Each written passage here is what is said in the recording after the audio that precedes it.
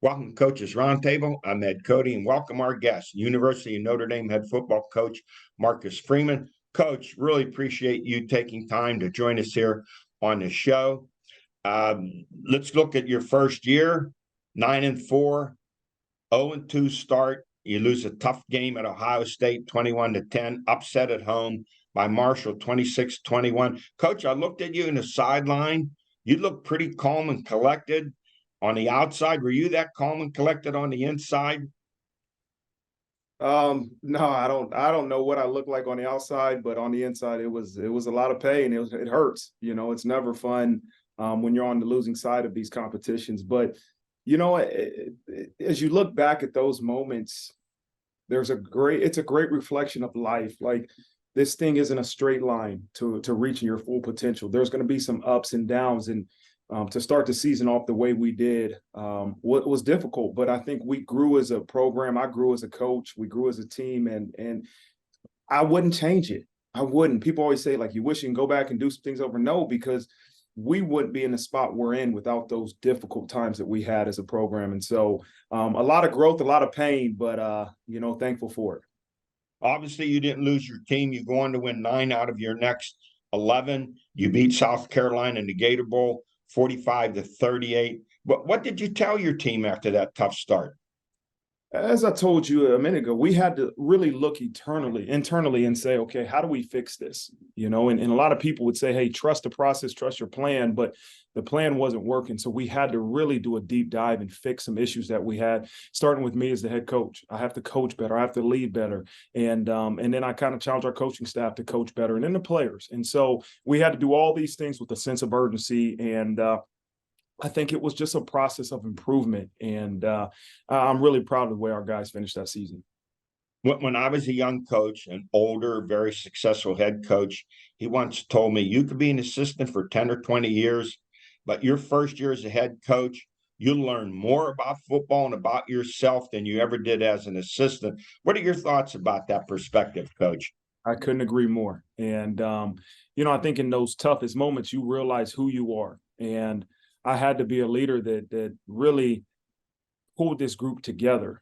Teams can separate during difficult times, or teams can come together and work at improving what situations they're in. And so that's what I learned about myself more than anything. But then I learned about this group. Like, we have such a resilient group of coaches and young people here and that never wavered. Right. They trusted the plan. They trusted the things I said as a leader. And it really resulted in a really great turnaround.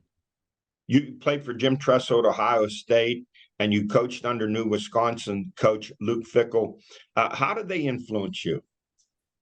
I think every person I've coached with, or every leader I've been around, has influenced me in many ways. But, Coach Tressel, the consistent message that he always had, and the ability to make everybody feel important was so impactful on my life. And still to this day, there's a lot of things I do. I said, man, that's just like Coach Tressel. And Coach Fickell was my position coach when I played at Ohio State. And then I coached for him at Cincinnati for 4 years. And again, learned a lot of leadership qualities from him. We had a challenging year our first year at Cincinnati. I think we were 4-8 or 4-9, and really struggled that year. But to see his resiliency, to see his unwavering leadership to improve that program is something that I still utilize today. Coach, Notre Dame fans are the Subway alumni. They're legendary in their expectations, always thinking national championship. How do you handle these expectations, and what do you say about them to your team? We understand that's our expectations too, right? As people, the pressure from the outside is no greater than the pressure we put on ourselves internally. But our focus is reaching our full potential. Right. And that's got to be our concentration, is that how do we make sure this group of men reach our full potential? And if that's good enough to win every game we play, great. If it's not, then guess what? We got to recruit a little bit better. But our focus has to continue to be to get this group to play at its full potential for 12 guaranteed opportunities. A former Notre Dame assistant who went to LSU with Coach Brian Kelly made the comparison of facilities between LSU and Notre Dame, and just felt that Notre Dame's facilities were not up to par for a program aspiring to be a national champion. What was your take on that when you heard that, Coach? I don't know if I've heard that, but my take on it is that I've never seen a team stand on a national championship stage and say that we won this national championship because we had the best facilities known to man. And so that's the reality of it, is that we're always looking to improve. We're always looking to challenge everything and find better ways to do it. But we will never use any reason as an excuse for not reaching our full potential and winning a national championship. So we always got to continue to get better, and we will. And our program and our athletic director and our president are always pushing to get us the every edge we can. But to sit here and blame our lack of winning a national championship on a facility is, to me, something we're not going to do. Coach, I've been to Notre Dame. I've been to all the facilities. They're pretty nice. I don't see you lacking in any area at all. Let's look at this year's schedule. Preseason ranking, you're anywhere from number 12 to number 14. I don't know how much stock you put in that. August the 26th, you're in Dublin to play Navy, a team you beat last year but gave you fits in the second half defensively. And then you play a slew of ranked teams, 2 top 10 teams in Ohio State and USC, and then 2 other ranked teams in Pitt and Clemson. Pretty tough schedule, but that's what you expect at Notre Dame. Is that not right, Coach? Absolutely. And that's why, we continue to sell to our recruits, man. You're going to play a national caliber schedule. You're going to play the best of the best, every conference, every area, every location. And so that's what Notre Dame was built on. That's what we'll continue to do. But our focus has to be that first one, right? And that we have to make sure we take care of the first opponent we play and we prepare our tails off to make sure we're ready to go. Coach, I asked all the coaches I have on the show about how they deal with transfers, and you're no stranger to it. Your quarterback Tyler Buchner and your offensive coordinator Tommy Rees, they go to Alabama, and then you get a transfer quarterback and one of the greats out of the ACC, and Sam Hartman out of Wake Forest. How do you deal with that? It seems like there's a lot of turmoil going on. There are 4,000 players hit the transfer portal this particular year. How do you deal with all of that?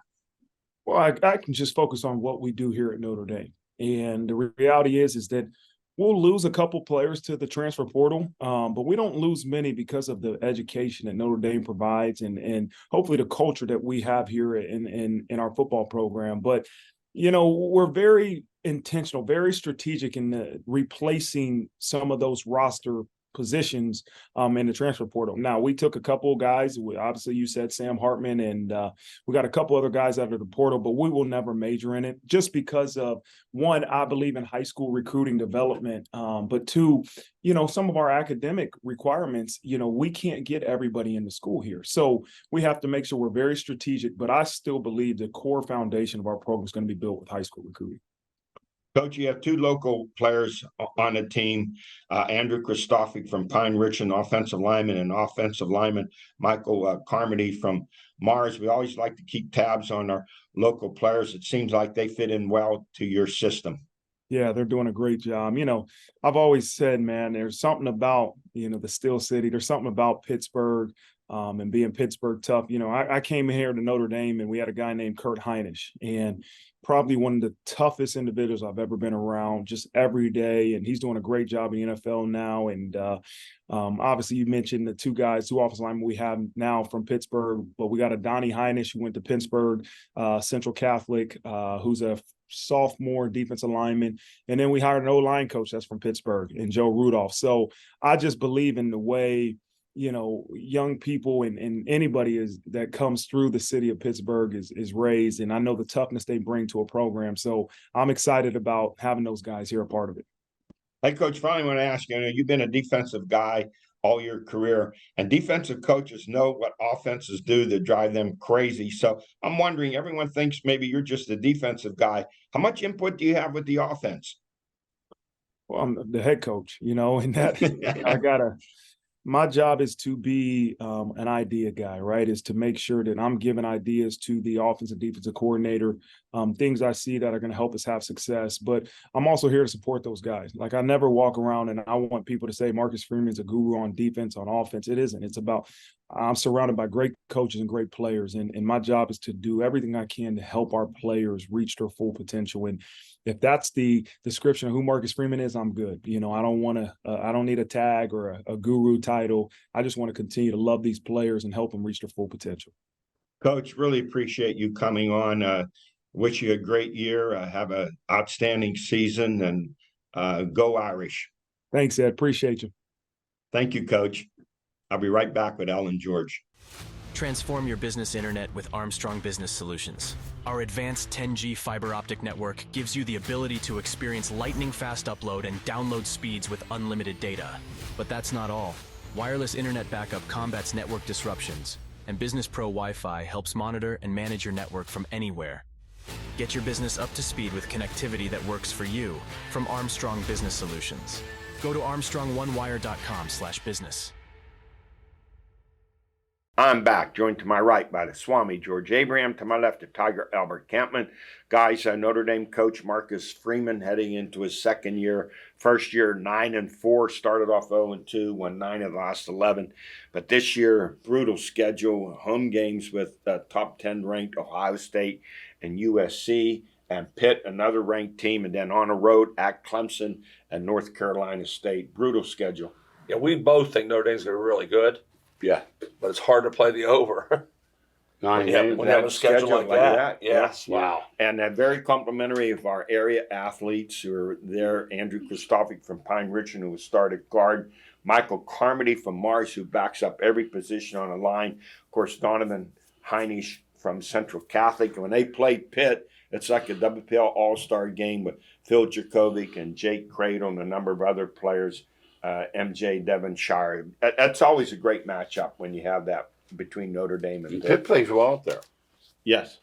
And usually we on the show we say Pitt has to begin getting some of the best WPL players. They get some. Yeah. And then they develop them really well. We talked about how great they develop. He does a good job. Develop players. And by the way, when you bring that up before we get started here with our spotlight, they have a very good recruiting class coming in for 2024. They're ranked in the top 25, top 20. For Pitt, that is really good. Yeah, I have to understand that. When you say for Pitt, it's the truth. Yeah. Because the normal Clemsons of the world are in there every year. Pitt's usually not in there. That's a good class. Let's go to Spotlight. High school softball, all-state honors pitcher Lexi Hames of Seneca Valley. First team 6A. She was also named Pitcher of the Year by the Pennsylvania Softball Coaches Association. Third baseman Bella Gross of Seneca Valley, she made second team. Catcher Taylor Schmidt of Mars, second team 5A. Brianna Rotman of Montauk, first team outfield in 2A. Montauk's Emma Covert, first team 2A utility player. Shortstop Mackenzie Parks, AC Valley Union, first team. And Kaylee Henney, catcher Pine Richland, 6A, second team. Outfielder Jocelyn Langer of Pine Richland, she made second team. And all-state boys volleyball, you know this player. We did their championship game against North Allegheny at Robert Morris. Grant Hoover, a senior, Seneca Valley outside hitter, first team 3A. Lucas Gunther, junior, North Catholic outside hitter, first team 2A. Colton Welter of Butler, outside hitter. He made honorable mention 3A, and also making the 3A team, Jax White of North Allegheny. Just some great volleyball around here. Yeah, George, and you've done more than me, but I've done a couple. I'm always amazed at both the boys and girls' size of the kids. No. Yes. I mean, there's six, whatever, six across the way, 6'6", 6'7", 6'4", 6'3" girls. I mean, it's become a sport in Pennsylvania that they recruit heavily. And 4 or 5 of these teams are as good as anywhere. Anywhere. And the thing I said to Elle that I noticed was how competitive the JV games were. You got a lot of JV basketball and such. They're not competitive. Those volleyball games are competitive. They're getting ready. They're fired up. Hey, our stories of the week: Major League Baseball, the Pirates 6-9 out of their first 15 games after the All-Star break. They're 47-58. However, they jump up out of last place, move a game ahead of the Cardinals. Pitcher Mitch Keller had his first good start in a 2-1 loss against the Phillies in well over a month. He's 9-7 right now. His ERA has jumped from under 3 to almost 4 at 3.97. Guys, he has 2 years left on his rookie contract. I'm not going to be in any hurry from the Pirates to sign him. I want to see where he's going to go. Right, and the follow-up on that, Eddie, is if you got to keep an eye on him closely, because if he isn't the pitcher they want him to be, which remember he was for a while, Yes. then the competitive nature of the next couple of years they think they're going to have, it's not going to be there. I mean, you're counting on a rookie number 1 pitch, and Keller, you're counting heavily on those 2 people. And David Bednar, 20 saves, 1.27 ERA. I don't understand. I would not trade him. To trade him, you're just, it's the same thing again. They get someone who's any good, then they get rid of him, and then they talk about building a winning team. You're not going to build a winning team. You're getting rid of one of the best relievers in the game. I would trade him. And would you? Why? The reason being is they're not winning with him, and they have to get starting pitching. And now, if they don't get starting pitching behind it, You don't give them one. yeah, they have to get starting pitching, and the only way they're going to get it is give them something like Bednar away. See, they can't afford a starting pitcher who has established himself. They can't pay Right, him. and here's the other reason. I'm going to keep Bednar, but the other thing is this: he makes $750,000. That's going to change here in another year or 2. Oh, yes. He's going to want. Major. He's going to want. He should. 12, 15 He million should. a year. He should. Absolutely. Absolutely. And that's another reason why I that trade might be him. the reason. That's why I can't get excited about where they're going to go. Okay. Now, when it comes to contracts for the Pirates, they need either a psychiatrist or an exorcist, because they give out a big contract, poof, the player Yes, just. sir. Josh Bell, what did he have? It's our 37 curse. homers. It's our curse. Yeah. The Pirate curse He has no luck. and our curse. You know, they do have no luck. Didn't in all Bell hit seriousness. about 30-some homers Oh, one yeah. year? What's happened to him? Yeah. Gone. Wow. Keep Brian Hayes, 2 Yeah. trips to the injury Disabled list. list, yes. He averaged. And Reynolds yeah. isn't right. You could No. tell he's not a 250 hitter. No. Well, keep Brian Hayes, 5 home runs, 32 RBIs, hitting 252. Yeah. He's averaged 8 homers, 50 RBIs. That's not a third baseman that should be No. producing like that. Brian Reynolds, 12 homers, 49 RBIs, hitting 258. That's why the record is like it is. I You know, understand. and the other you're, thing- you're hoping those players are the best players. We were talking about this the other day. Think about this. They are getting excited about going 70 and 92. If they can make 70. Oh, I know. And now, what I do like, I like Henry Davis. I like him in right field. I like the way he plays. He shows spurts of being a real good hitter. I know he's only hitting 254. I think he's going to be a solid 280 hitter. Leave him in right field. You brought up Andy Rodriguez. I like him behind the plate. I like Jared Triolo at third base. Not a lot of power, but an outstanding fielder, hitting 264. Well, wait, but if Hey, Hayes' numbers aren't good enough, Yeah, you can't overlook his lack of power. right. But I like this kid. I think the power will come with him. I think he makes a lot of contact with the ball. Well, what can they do with Hayes? They can't. I don't know what. He has to go he's in going every right back day. in lineup. Yeah, he's Yeah, going right back. He's going to go back in. And Jack Sawinski, I changed my mind about him for this reason. He's a street hitter. He's only hit 225, but he has 21 homers, 52 RBIs. He's a guy may go 10 games without a hit, then get on fire for 3 or 4 games. He's the only guy who gives you that kind of power from the left side. I really like him, but this really comes out with the Pirates. If he was on a good team, they'd be raving about him. But see, he stands out in Pittsburgh that if he doesn't hit for those 10 games, they're so lousy. He's like, well, He's going to be a clear He's not a 230 leadoff hitter. batter, is he? what?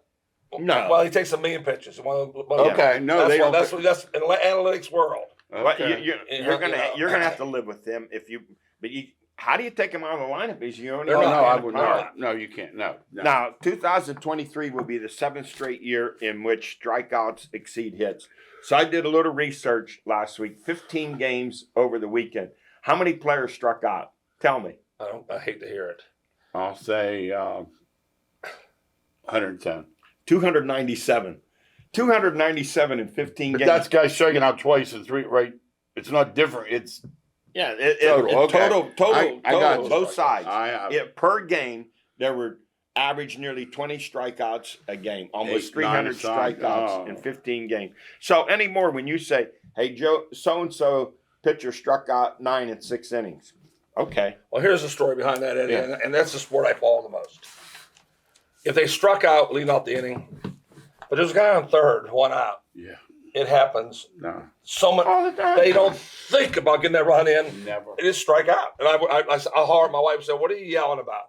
I said, "The guy just struck. The guy just struck out with the guy on third base instead Well, of how putting the ball about in with 2 play." on, 1 out?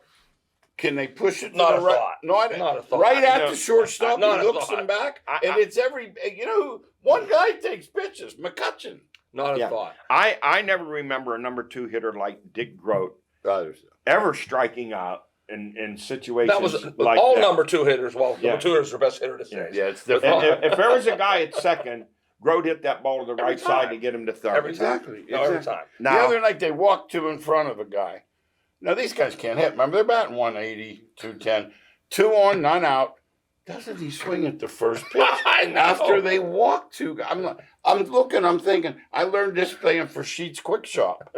Not a thought. and the other thing, when they know the pitcher's in trouble a little bit, and they take that first pitch straight down the middle, and they're just looking at it, it drives me nuts. But performance of a week ago, Shohei Ohtani in a doubleheader, he complete game, pitched, won the first game. In the second game, he belted 2 home runs. He has 39 on the season. The price is right for him. It's going up and up. He's going to be a billionaire. He'll be competing with Taylor Swift. Taylor Swift will make $1 billion this year in tour money. $1 billion. About Ohtani, we have to take the opposite side. We're always talking about lifting guys. Why throw him 9 in 90-plus degree heat when he's been cramping up ever since? There was no reason to have him pitch all 9. It was 6-0, and he had 2 homers in the second game, but couldn't finish the game. Yeah, and then Why? You take the when the Pirates beat the Phillies Oh, I know hitter. 6-4. 17. Christopher Sanchez had a no-hitter for 73 pitchers. 17. And this Philly manager, they're extending his contract Don't make me behind throw up. him. But he didn't make that decision. He No, didn't make that- that no, he decision. didn't. Don't That's say the- the word. that's Not the allowed to part. say the word. Yeah, Eddie, that's you what it understand? is. Say that word. Yeah, But I that's mean, what it that's is. see, that's Hey, because I have to forget that when you said that, Eddie. That's me. Yeah. I honestly think why, and I think Night that was before. that decision was Hey, made real the night quick, too. before. They had J.A. playing second base Sunday. They're fans. I was reading their Twitter people. They were going crazy. They're like, we're in the middle of a race, and you got J.A. at first, second base. He's 100 years I didn't know old. J.A. was still playing. I didn't either, to be honest. And you bring that up. The Pirates' attendance has creeped up to nearly 20,000 a game. Yeah. Which is good. But on the other hand, you're nutting sitting there. We're getting 20,000. We're going to draw 1.5 million. I'm in no hurry to spend any money. He's done that forever. The fans are coming to the Eddie, games. I've said it from day one, and I'm going to say it again. They're not trying to win. I'm going to have to agree with you grudgingly. How about the Yankees? Sean Casey's now their new hitting coach. In the game prior, when their other hitting coach was fired, listen, the Yankees lineup included 8 players hitting .250 or less. Bronx Bombers, these are the Bronx Powder Puffs. Yeah, they made mistakes with a lot of guys on that lineup, thinking they were going to keep playing. Guys like Rizzo, who really went down to 2s. Yeah. But Sean Casey's a buddy of the manager. You understand? It was like me calling George, saying, George, Yeah. come do the hockey team. Okay. We've all been around. We played some baseball. My contention is this: either you can hit or you can't hit. Clemente did he need a hitting coach? Did DiMaggio or Ted Williams, usual? Willie Mays? You can either imagine. What would the hitting coach tell Hank Aaron? Hitting coaches are really important in instructional league, not in the major leagues. Yeah. No, listen, You understand? anyway. Imagine trying to tell one. Now think about it. They're making $140 million, and some guy making $250,000 is telling them not to swing at something. What was it? Was it Tim McCarver told Hank Aaron, "Hey, you got the trademark facing the wrong way." Aaron says, "I'm not up here to read." Great line, Eddie. Yeah, that's. And in the American League East, how about this? Last place Yankees are 55-50. Yeah. Strong leg. Strong leg. I watched them last night. They almost look docile out there. You know how we always say when a team's not winning, sometimes it appears that they're not trying hard. They're the classic example. Well, that's what a good pitcher does too. Yeah, they can't hit. Glass now, and expired. Yes. Oh, how about imagine that? The whole hey, Baseball Hall of Fame, Scott Rowland, third baseman. No, he's not first Hall of baseman, Fred McGriff, I'll take both him. going in. And then here, poor Barry Bonds, he says, I was vindicated. He was vindicated and enabled by the blind eye of Commissioner Bud Selig. His coaches, including Dusty Baker, his teammates, the bat boy, the hot dog vendor, they all knew he was doing steroids. I have no tears for Barry Bonds, but where all the Pittsburgh writers and sports people, the neglect of Danny Murtaugh, they'll talk about Bonds. They won't say a word about Murtaugh, who has a higher winning percentage than 8 Hall of Fame managers, 2 World Series wins, more than a number of Hall of Fame managers, 540 win percentage, 10 winning seasons in 15 years, only 3 losing seasons. What did he do wrong? Oh, he tested positive for male pouch chewing tobacco. We have two people like that on the team too, Parker and Oliver. Yes. And my rule is on Super Bowls and World Series, 2's automatic. Like if you coach 2 Super Bowl champs, you're automatically in Hall of Fame. World Series. Name the next part managers are going to have 10 winning seasons. Well, you know how much fans I get on Eddie, and we get at each other. This one I'm all in on. I mean, somehow, some way, on this committee, they have overlooked him because of he wasn't a flamboyant. He wasn't a guy like Joe Madden. He just sat in the dugout and did his job. Yes. That's why. All I know, he beat one of the greatest Yankee teams of all time, 1960, and one of the best Baltimore teams of all time in 71. Yes, he did. Hey, NFL, all 32 teams in camp, they're all undefeated. Things get kicked off this Thursday with the Hall of Fame game. The Steelers, the hype is really high for this team. And you look at their Camp 90 players, there are only 6 or 7 positions that are going to be open. Then I heard this the other day, I mentioned to George, they're talking about rookie tight end Darnell Washington being called the next great NFL tight end. Based on what? No scrimmage yet. He can block, that's why. Because he's not a great receiver. He's a great blocker. He's not a great receiver at all. Alex Highsmith, he gets a new contract, 5 years, $70 million. But Najee Harris, he's now become the ombudsman for NFL running backs and not getting enough money.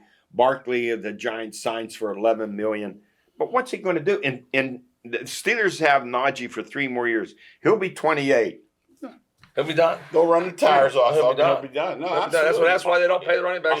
Here's what I'm going to say to you running backs. When you're offered a deal, like $12 million a year. Remember Le'Veon Bell? Would he turn down $14 million a year? They agreed to this CBA. They are doing nothing. It's done for 5 more years. Yeah, but when you're offered a deal as a running back, 3 years at $12 million he says a it year. Now. Yeah, he says it now. And so much. You take Le'Veon Bell turned it down. It was the end of his career. Exactly. He never is getting that $14 million back. No. Hey, folks, that's it for us. We run out of time. We'll see you next week.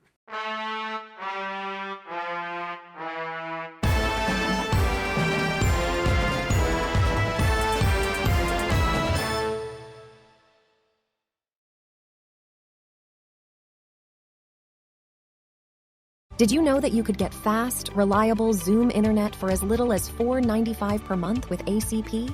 Armstrong is participating in the FCC's Affordable Connectivity Program, which helps eligible households receive a credit of up to $30 per month on their internet bill.